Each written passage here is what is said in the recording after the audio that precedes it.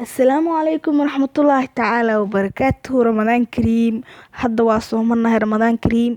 maanta barnaamijkani runtii Soomaali tijaabo wuu iska gooyay barnaamijyada oo caadiga oo faa'iidooyinka insha Allah. hadda waxaa bilaabi doona inta lagu jiro bisha barakeysan ee Ramadaan. waxaa bilaabi doona barnaamijyo diini ah iyo qisooyin diini ah. fadlan subscribe saaro si ay kugu soo dhacaan muuqaal walba aan barteen soo gelino.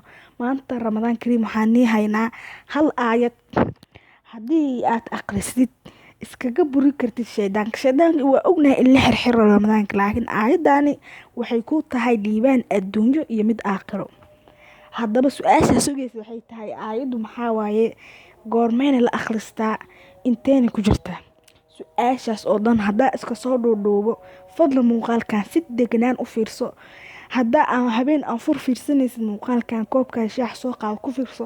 haddii ay Ramadaan kuu tahay maalinna caadi u fiirso muuqaalkan. aayaddaas waxay ku jirtaa suuratun al-cumra ayay ku jirtaa aayadda.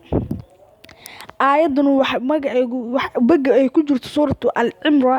baga ay ku jirto suuraddu waa baga la yiraahdo wasaaricu ilaa maghfiratin. aayadda la akhrisanayna waxay tahay والذين إذا فعلوا فاحشة أو ظلموا أنفسهم فاستغفروا الله. aayaddaas ay akhrisanaysaa. haddaba goormee la akhristaa? waxaa akhrisanaysaa salaa subaxi. markii aad anfurtid salaa subaxi markuu adinka dhaco ayaa akhrisanaysaa. sidaas ay isku egna Ramadaan.